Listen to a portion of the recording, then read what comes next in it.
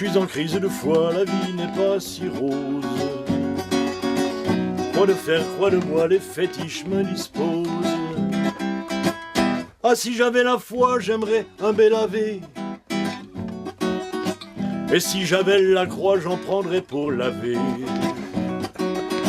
Oui, si j'avais la foi, je prierais Pater Noster. Au départ, j'écrivais surtout de la poésie. Les dernières années, j'ai surtout écrit de la poésie pour les enfants, donc des textes que j'utilise dans des ateliers d'écriture avec les enfants. Et en fait, quand je suis venu m'installer dans les Vosges, j'ai entendu parler de Gérard, qui chantait Brassens et Ferré depuis très longtemps. Il se trouve que moi, j'ai fréquenté Léo Ferré pendant une trentaine d'années, et je me suis dit que peut-être, on avait forcément des points communs, et que ça serait sans doute intéressant d'essayer d'écrire des chansons pour Gérard. Le problème, c'est que moi, j'en étais encore à la poésie classique, qui peut se contenter d'être un sonnet, c'est-à-dire 14 vers, ça ne fait pas une chanson. Une chanson, c'est en principe autour de 3 minutes. Moi, c'était plutôt autour de 30 secondes. Donc Gérard m'a dit, oui, faut que tu apprennes. Et donc j'ai commencé à écrire des textes. J'ai repris d'anciens textes où j'ai essayé de rajouter un refrain, puisqu'une chanson, c'est en principe aussi couplet-refrain.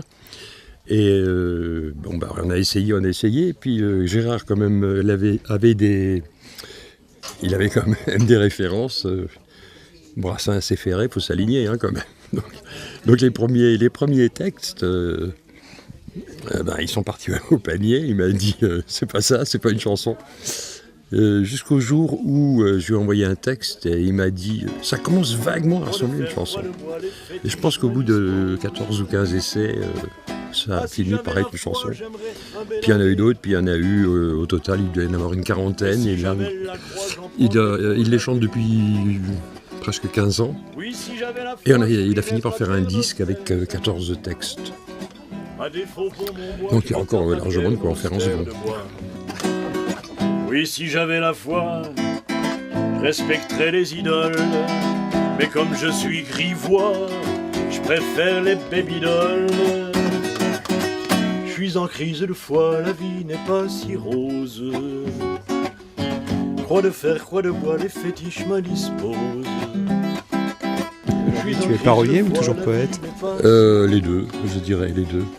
Disons que ça fait un moment ça fait quelques années que j'ai pas publié de recueil pour adultes, j'en ai fait plusieurs pour les enfants. Et j'ai écrit en fait pour plusieurs interprètes, puisque mes textes sont disponibles sur le site de la SACEM. De temps en temps, je reçois un appel et quelqu'un me demande l'autorisation de mettre en musique mes textes. En fait, il n'y a pas besoin de demander l'autorisation. À partir du moment où ils sont disponibles à la SACEM, tout le monde peut se servir. Et donc j'ai aussi écrit il y a aussi quelques textes qui ont été mis en musique par un autre chanteur vosgien, Charlie Chopin, le responsable de la revue que beaucoup de Vosgiens connaissent, qui s'appelle Causons-en. Donc il en a mis 4 en musique et il a déjà chanté en public. Bon, elle n'existe encore pas sur un disque, celle-là. Et puis il y a ponctuellement, de temps en temps, quelqu'un me demande un texte. Donc il y a des chanteurs qui ont un de mes textes sur leur CD. Un peu partout en France d'ailleurs. Elle revêtit son cou de soie, brodé de phalène, se remaquilla et poudra son nez de style Hélène, en rêvant d'une nuit pleine des délices de Capoue, et lui chantait à plein poumon des chansons de Verlaine, mais ne savait la vilaine comment ni quand ni trop où naîtrait le poste à galène pour diffuser ce Verlaine. T'es heureux comme ça ? Ouais. Peut-être que tu trouves plus facilement un public aussi pour ce que tu écris ? C'est bien connu, quand on publie un recueil de poèmes à 300 exemplaires et qu'on fait des salons du livre ou des dédicaces en librairie, il faut à peu près 3 ans pour écouler le stock. C'est-à-dire qu'on a touché 300 personnes en 3 ans. Quand on écrit une chanson et que le chanteur il chante devant 100 personnes, c'est réglé en 3 minutes. On a fait le tiers du boulot. Il faut dire aussi que les droits d'auteur de la SACEM sont nettement plus importants que ceux de la librairie et de l'édition. C'est vrai que faut pas s'étonner que les chanteurs connus aient autant d'argent, ça va très très vite par rapport à la littérature.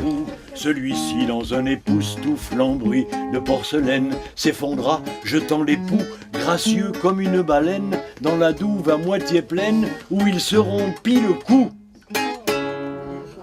Ronqui le pouls. Où il se ronquit le pouls. Ronqui le pouls. Sinon ça marche pas. Ouais, où il se ronquit le pouls.